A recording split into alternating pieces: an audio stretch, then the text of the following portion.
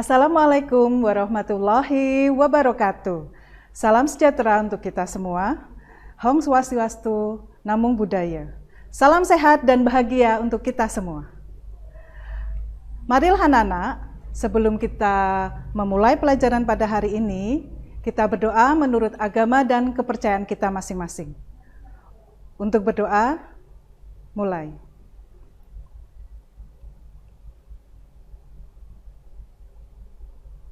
Selesai?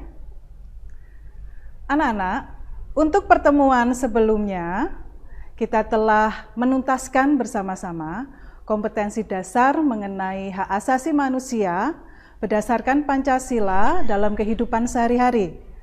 Untuk selanjutnya, materi yang akan kita pelajari adalah tentang sistem dan dinamika demokrasi Pancasila. Kompetensi dasar yang akan dikuasai dalam sistem dan demokrasi Pancasila ada 4. Yang pertama, menghargai nilai-nilai ketuhanan dalam berdemokrasi Pancasila sesuai Undang-Undang Dasar Negara Republik Indonesia tahun 1945. Yang kedua, berperilaku santun dalam berdemokrasi sesuai Undang-Undang Dasar Negara Republik Indonesia tahun 1945. Yang ketiga, mengkaji sistem dan dinamika demokrasi Pancasila sesuai Undang-Undang Dasar Negara Republik Indonesia tahun 1945. Dan yang keempat adalah menyajikan hasil kajian tentang sistem dan dinamika demokrasi Pancasila sesuai Undang-Undang Dasar Negara Republik Indonesia tahun 1945. Untuk kompetensi dasar pada pertemuan pertama adalah mengkaji sistem dan dinamika demokrasi Pancasila sesuai Pancasila dan Undang-Undang Dasar Negara Republik Indonesia tahun 1945. Untuk itu, difokuskan untuk mendeskripsikan hakikat demokrasi. Dalam hakikat demokrasi, untuk tujuan yang akan kalian penuhi adalah menjelaskan makna demokrasi, kemudian menyebutkan ciri-ciri demokrasi, mengklasifikasikan demokrasi, dan menganalisis prinsip-prinsip demokrasi. Hanya saja anak-anak, untuk pertemuan pada hari ini, kita cukupkan untuk kompetensi dasar dengan tujuan menjelaskan makna demokrasi dan menyebutkan ciri-ciri demokrasi. Baik, apakah Anda sudah pernah mengikuti pemilihan ketua OSIS? Di sini terlihat ada gambar tentang panggung yang ada calon-calon dari ketua OSIS untuk memberikan visi misinya. Tentu saja Anda sudah pernah. Jika sudah melaksanakan pemilihan ketua OSIS di sekolah, berarti Anda sudah belajar berdemokrasi, di mana Anda dapat memilih ketua OSIS sesuai dengan visi misi yang telah mereka sampaikan. Kebebasan untuk memilih dan dipilih itu sesuai dengan pasal 43 Undang-Undang Nomor 39 Tahun 1999 tentang hak asasi manusia, bahwa setiap warga negara berhak dipilih dan memilih. Nah, untuk hak dipilih dan memilih itu merupakan bagian dari demokrasi, yaitu dalam pemilihan umum, menjadi salah satu prinsip demokrasi yang universal. Karena pemilu menjadi sarana pengembangan budaya demokrasi yang diselenggarakan untuk mewujudkan gagasan kedaulatan rakyat. Apa sebenarnya demokrasi itu? Demokrasi secara etimologis atau secara bahasa diartikan dari kata demos dan kratos. Bahasa ini berasal dari bahasa Yunani yang memiliki arti demos itu rakyat dan kratos atau kretein itu adalah kekuasaan atau kedaulatan. Sehingga diartikan demokrasi adalah kekuasaan atau kedaulatan rakyat atau pemerintahan dari, oleh, dan untuk rakyat. Menurut Abraham Lincoln, seorang presiden Amerika Serikat yang memerintah pada tahun 1861 sampai 1865, hampir sama pernyataan tentang demokrasi, bahwa demokrasi adalah government of the people, by the people, and for the people. Di sini diartikan bahwa pemerintahan demokrasi adalah pemerintahan dari rakyat, oleh rakyat, dan untuk rakyat. Apa tuh yang dimaksud dengan government of the people, by the people, and for the people? Kita akan bahas selanjutnya. Pemerintahan dari rakyat adalah bahwa pemerintahan suatu negara itu mendapat mandat dari rakyat untuk menyelenggarakan pemerintahannya. Jadi kalau tidak mendapatkan mandat, pemerintahan itu dianggap pemerintahan yang tidak sah. Pemerintahan dari rakyat harus mendapat persetujuan dari rakyat untuk menjalankan kekuasaan pemerintahannya. Kemudian, pemerintahan oleh rakyat, artinya pemerintahan suatu negara itu dijalankan oleh rakyat. Dalam arti bahwa yang menjalankan pemerintahan itu seperti Indonesia, walaupun berada di tangan wakil rakyat, tetap saja wakil rakyat itu harus mendapat persetujuan dari rakyat melalui pemilihan umum. Itu yang dimaksud bahwa pemerintahan suatu negara yang dijalankan oleh rakyat walaupun itu hanya sebuah perwakilan, seperti yang diterapkan di Indonesia. Jadi wakil rakyat yang ada di Indonesia itu termasuk di dalam pemerintahan oleh rakyat, di mana yang menjalankan pemerintahan itu sudah ditunjuk oleh rakyat menjadi wakilnya di pemerintahan. Sedangkan yang dimaksud dengan pemerintahan untuk rakyat, artinya pemerintah dalam menjalankan kebijakan-kebijakan yang diarahkan untuk kepentingan dan kesejahteraan rakyat, itu yang baru dikatakan dengan demokrasi. Jika pemerintahannya hanya mementingkan kepentingan kelompok atau golongan, berarti pemerintahannya bukanlah pemerintahan demokrasi. Itulah yang dimaksud oleh Abraham Lincoln tentang government by the people, of the people, dan for the people.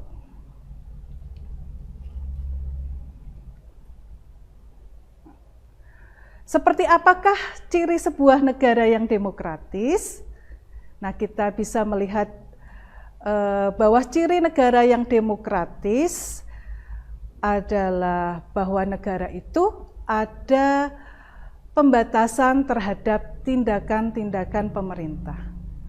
Pembatasan terhadap tindakan pemerintah itu ditujukan agar kekuasaan itu tidak absolut.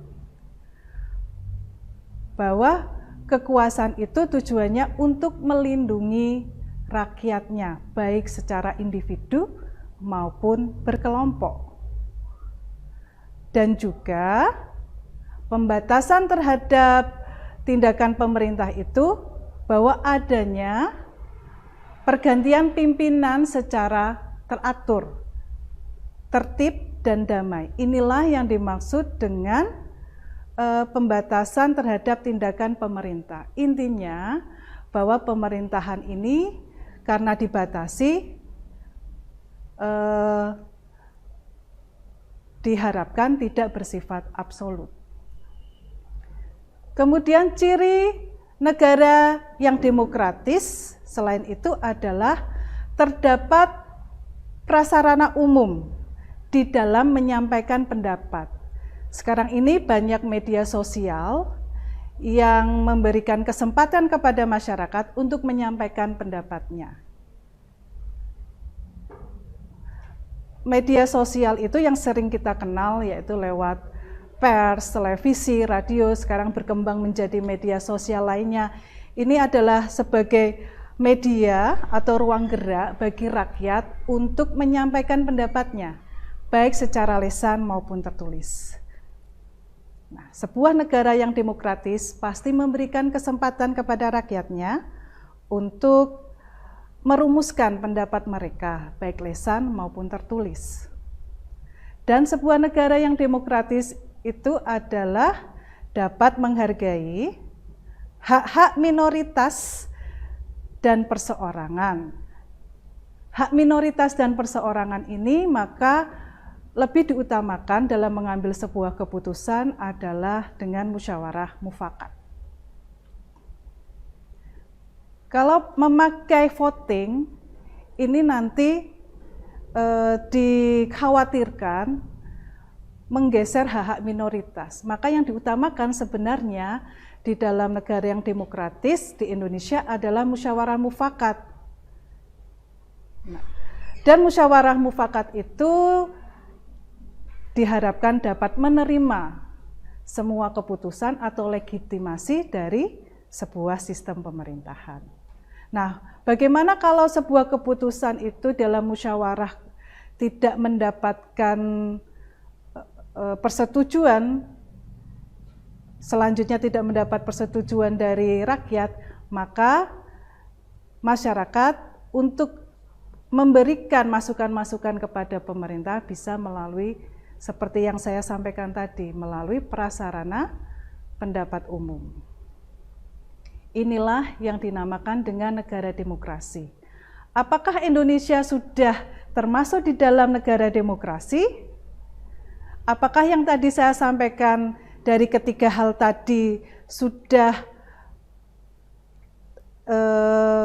menjadi ciri dari negara demokrasi Indonesia? Kita harapkan Indonesia sudah mengharapkan atau menjalankan demokrasi ke arah yang lebih baik lagi. Karena ketiga hal itu sudah dijalankan oleh pemerintahan Indonesia sejak reformasi. Nah, ada lagi pendapat dari Henry B. Mayo, dia seorang pakar kenegaraan, menyatakan bahwa negara demokrasi ada beberapa hal. Henry B. Mayo menyatakan dalam teorinya Introduction to Democratic Theory bahwa negara demokrasi itu harus menyelesaikan perselisihan secara damai dan melembaga. Intinya bahwa di sini bahwa setiap perselisihan, ada sebuah kasus perselisihan itu harus dibuka secara gamblang kepada masyarakat dan harus diselesaikan di pengadilan. Setiap warga negara mendapatkan prosedur peradilan yang sama di mata hukum dan pemerintahan. Itu contoh dari menyelesaikan perselisihan secara damai dan melembaga. Hal ini seperti tadi saya sampaikan, nah ini untuk menghargai hak-hak minoritas dan perseorangan tadi. Maka kalau terjadi perselisihan, selain mufakat tidak disepakati, bisa melalui saran dan kritik. Kalau memang tidak bisa diselesaikan secara damai lewat lembaga peradilan. Itu sebuah negara demokrasi. Kemudian untuk menjamin terselenggaranya perubahan masyarakat secara damai, itu termasuk juga di dalam ciri negara demokrasi. Seperti kita ketahui bahwa yang namanya masyarakat itu selalu berubah. Hal ini karena tuntutan zaman dan perubahan-perubahan zaman yang menuntut masyarakat untuk berubah. Maka perubahan masyarakat itu harus diselesaikan secara damai. Pernah terjadi sebuah kasus tentang ojek ojol sama ojek yang ngetem yang ada di Pengkolan. Nah, ini maka untuk perubahan masyarakat ini harus diselesaikan secara damai.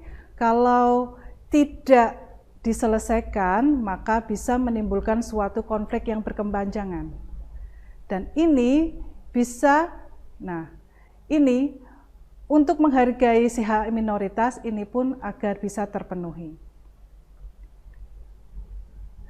Untuk menyelesaikan perubahan masyarakat secara damai, ini sudah diterapkan oleh pemerintah Indonesia untuk kasus ojol itu lewat Dinas Perhubungannya, di mana mereka mendapatkan, yang tukang ojek pengkolan itu mendapatkan hak-haknya dan wilayahnya sesuai yang sudah ditetapkan oleh Dinas Perhubungan. Begitu pula dengan yang ojek yang lewat online tadi, ya, agar tidak terjadi benturan-benturan antara kedua pelayanan jasa tersebut.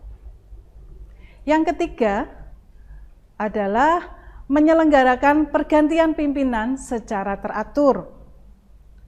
Di Indonesia untuk pergantian pimpinan secara teratur ini sudah dilaksanakan sejak reformasi. Dengan adanya amandemen UUD 45, maka pergantian pimpinan secara teratur sekarang periodik 5 tahun sekali selama 2 periode. Tidak seperti yang terjadi di dalam masa Orde Baru. Hal ini seperti yang disampaikan Ibu sebelumnya, agar tidak menimbulkan kekuasaan yang absolut. Yang keempat, membatasi penggunaan kekerasan seminimal mungkin. Itu ciri demokrasi. Diutamakan dengan jalur musyawarah atau mungkin dengan menyelesaikan perselisihan secara melembaga tadi lewat jalur peradilan. Kelima, mengakui dan menganggap wajar adanya keanekaragaman dalam masyarakat. Ini adalah sebuah demokrasi.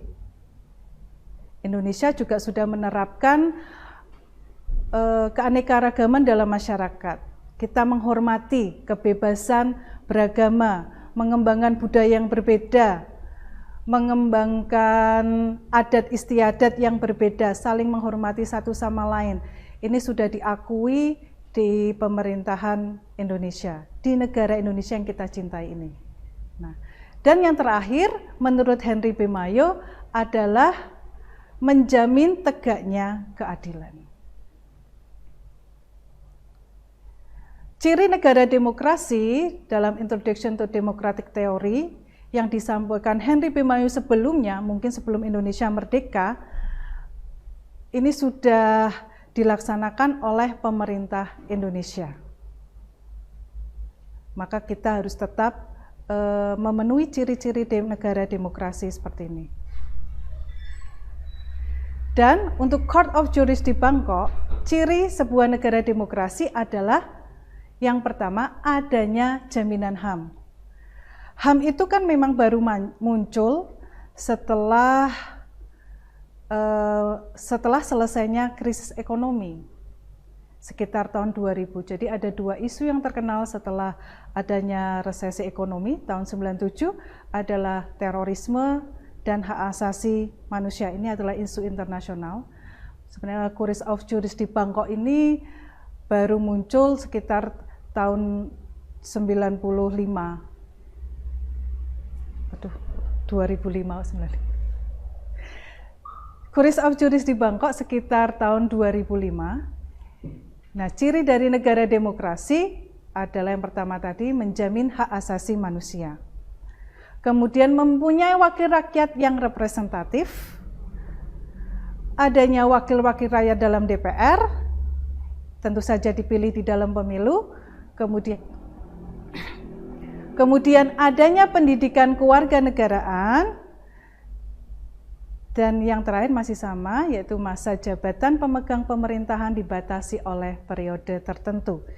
Jadi, kalau kita lihat, ciri demokrasi mulai dari secara umum ini, secara universal, kemudian menurut Henry B. Mayo, dan menurut Court of Justice di Bangkok, ini hampir sama.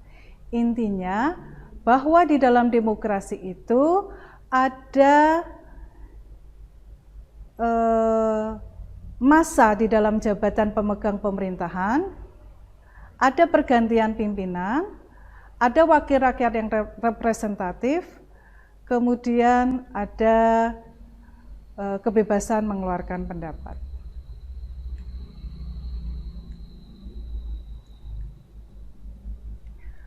Anak-anak, untuk pertemuan kali ini, Ibu cukupkan sekian.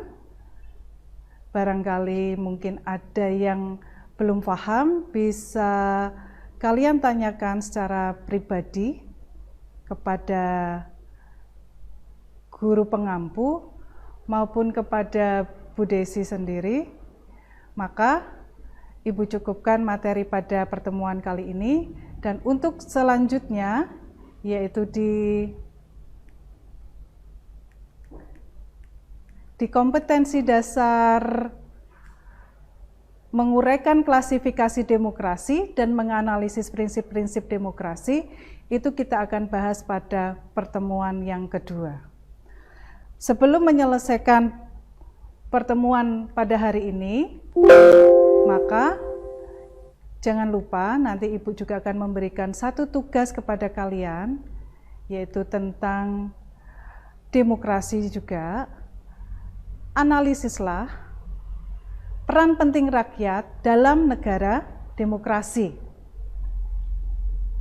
Karena kita tahu demokrasi adalah kekuasaan yang berada di tangan rakyat. Dan analisislah peran penting rakyat dalam negara demokrasi. Untuk tugas ini, saya tunggu sampai pertemuan selanjutnya dan kita akan bahas bersama-sama.